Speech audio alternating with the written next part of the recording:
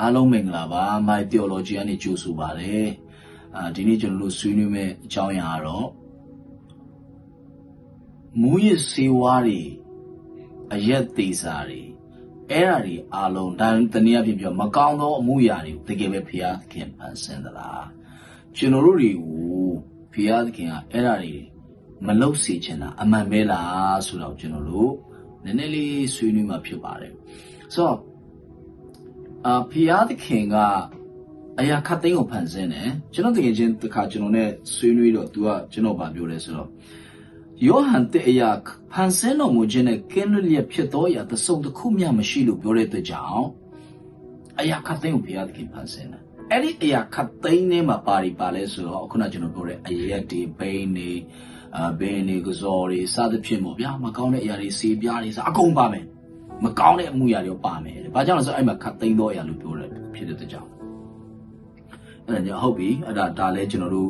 ဒီအချိန်ကြီးတော့ညင်းစရာမရှိဘူးပေါ့လေမရှိဘူးဆိုတာလက်ခံခြင်းလက်မခံခြင်းဆိုတာတဲ့ဆိုင်တော့ခတ်သိမ်းတော့ရဆိုတဲ့စကလုံးအရာကျွန်တော်တို့တောင်လက်ခံပေးရမယ့်သဘောမှာရှိနေတယ်အဲ့တော့ကျွန်တော်တို့ပြောတယ်ဟုတ်ပြီအဲ့တော့ဘာဖြစ်တာလဲလို့ပြောတော့အဲ့ဒါကြောင့်ねကျွန်တော်တို့အခုသုံးဆွဲနေတဲ့မူရစ်စေဝါတွေအရက်တွေဘိန်းတွေတောင်ဆုံးမကောင်းတဲ့အရာတွေအလုံးပင်လေဖျားသခင်ကကျွန်တော်တို့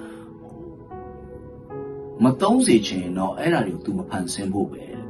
နောက်ဆုံးဒါကလိုအပ်တဲ့အပိုင်းမှာမကောင်းမှုအရာပေါ်ပြခြင်းလို့ဖျားသခင်ကဒါကိုဖန်ဆင်းနေဆိုရင်တော့ကျွန်တော်တို့သုံးဆောင်တော့ तू မကြိုက်ဘူးဆိုတော့ကျွန်တော်ရက်တောက်နေလို့ကျွန်တော်ခုတ် तू လိုက်ရိုက်ချလို့ရတာပဲတဲ့။ဘာကြောင့်လဲဆိုတော့ तू အရာခတ်တဲ့ကိုသတ်ဆွမ်းနိုင်တဲ့ဖျားဖြစ်တယ်လေတဲ့။အဲ့လိုပြောတော့ကျွန်တော်သူ့ကိုပြန်ပြောလိုက်တယ်။မန္နာဘောဖျားသခင်ကျွန်တော်တို့ကိုမလုပ်စေချင်ရင်တော့အဲ့ဒီခွက်တွေကိုကျွန်တော်တို့တောက်တဲ့ခွက်တွေကျွန်တော်တို့စလိတ်မီးကြီးတဲ့ခါမှာဒါမှဥပမာပြောတာပါဆိုတော့ကျွန်တော်စလိတ်ကိုဖြစ်ဖြစ်ကျွန်တော်မီးချစ်ကိုဖြစ်ဖြစ်ကျွန်တော်အရက်ခွက်ကိုဖြစ်ဖြစ် direct intervene လုပ်ပြီးတော့တောက်လာဖြတ်စီးလို့ရတာပဲကျွန်တော်ခွက်ကိုလာရိုက်ချလို့လည်းရတာပဲဒါတော့မှန်တာပေါ့ဒါပေမဲ့အဲ့ဒါဒီဖျားခင်မလုံနိုင်တာလားဆိုတော့လုံနိုင်တာပေါ့ဒီအရက်ခွက်ရိုက်ချတာတွေစလိတ်မီလာငိမ့်ပေးတာတွေမပြောနဲ့အောင်ကောင်းကင်မြေကြီးတစ်ခုလုံးဖန်ဆင်းပါတယ်ဆိုတော့ဘုရားသခင်ကအဲ့ဒီပါမွားလေးအဲ့တိတိလေးတော်လေးတွေကတော့ဘုရားသခင်မတတ်နိုင်စရာအကြောင်းမှမရှိတာဒါ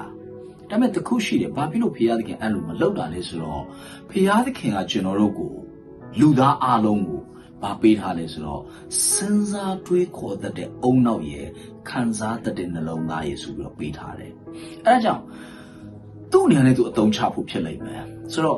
ဒီဟာကကျွန်တော်တို့ကောင်းသလားမကောင်းဘူးလားဆိုတော့စဉ်းစားနိုင်ဖို့အတွက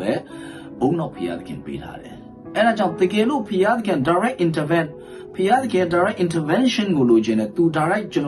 ်တော်ရက်တောက်တာသူမကြိုက်ဘူးအဲဒါကြောင့်ကျွန်တော်ခုတ်လာရိုက်ချမှကျွန်တော်ယုံကြည်မယ်ဆိုတော့အဲဒါဆိုကျွန်တော်တို့ရဲ့အုံနောက်ကိုကျွန်တော်တို့အရင်ဖွင့်ပြီးတော့အုံနောက်ကိုအရင်ထိုးရလိမ့်မယ်အဲ့ဒါပြီးတော့အုံနောက်မရှိတဲ့ခေါင်းထဲမှာစဉ်းစားလို့မရတဲ့လူဖြစ်တဲ့ခါမှာဖျားသခင် direct intervention ကိုလုပ်လာမယ်လို့ကျွန်တော်ယုံကြည်တယ်အဲ့တော့ပြောချင်တာကလောလောဆယ်ဖျားသခင်ကျွန်တော်တို့အုံနောက်ပေးထားတယ်နှလုံးသားတွေပေးထားတယ်ပြီးပြည့်စုံကျွန်တော်တို့ဖန်ဆင်းထားတယ်ဒီဟာကောင်းဤဆိုရင်ကျွန်တော်တို့စဉ်းစားနိုင်တယ်အဲ့ဒါကြောင့်မေခွန်းရဲ့အဖြေကတော့အဆုံးသတ်ကတော့ဘာဖြစ်လဲဆိုတော့ဖျားသခင် intervention directly or physically နော်ရုပ်ပိုင်းစက်ခုမျက်စိနဲ့မြင်ရတဲ့ဒီလာထိတွေ့ပြီးတော့ကျွန်တော်ရဲ့အခြေအနေတွေမကောင်းတဲ့အရာတွေလို့ကျွန်တော်တို့ပြောတတ်တဲ့အရက်ခွက်တော့၎င်းဆေးပြားတော့၎င်းစသဖြင့်မကောင်းတဲ့အရာလုပ်နေတဲ့အချိန်မှာ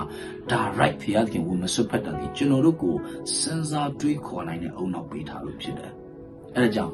ကျွန်တော်တို့ဆိုးသလားကောင်းသလားဆိုတော့ကျွန်တော်တို့စဉ်းစားတတ်ဖို့လိုတယ်အဲ့တော့ဆိုးတာကိုတိရင်းနဲ့စဉ်းစားရတဲ့နဲ့ကိုယ့်အနဲ့ကိုကြိုက်ပြီးတော့ရွေးချယ်ပြီးတော့လှုပ်လိုက်ပါပြီဆိုမှတော့အဲ့ဒါကိုဘုရားသခင်ကိုပြစ်တင်ဖို့တော့မဟုတ်ဘူးလို့ကျွန်တော်နေနဲ့မြင်ပါတယ်အဲ့ဒါကြောင့်ဘုရားသခင်စဉ်းစားဖို့ကျွန်တော်တို့ပုံနောက်ပေးထားပါတယ်စဉ်းစားပါတွေးခေါ်ပါကျွန်တော်တို့ဘဝအတွက်ကျွန်တော်တို့အသက်တာအတွက်ကျွန်တော်တို့တမန်တော်အတွက်ဒါတွေဟာကောင်းတဲ့ကိစ္စတွေလားဆိုတော့ကျွန်တော်တို့စဉ်းစားပြီးတော့ဘုရားသခင်ရဲ့ဘုန်းတော်ထင်ရှားစေအသက်တာ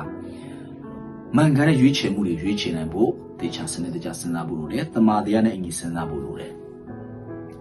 အဲကြောင့်အင်္ဂလိပ်စကားပုံတစ်ခုက thinking is good but right thinking is the best လို့ပြောတယ်။စဉ်းစားတွေးခေါ်တာတွေကောင်းပါတယ်။ဒါပေမဲ့မှန်ကန်တဲ့စဉ်းစားတွေးခေါ်မှုကလည်းအကောင်းဆုံးဖြစ်ပါတယ်။အဲကြောင့်အကောင်းဆုံးစဉ်းစားတွေးခေါ်ပြီးတော့ဘုရားသခင်ရဲ့ဘုန်းတော်ထင်ရှားစေတဲ့လူဖြစ်ဖို့အားလုံးဘုရားရှင်ကောင်းချီးပေးပါစေ။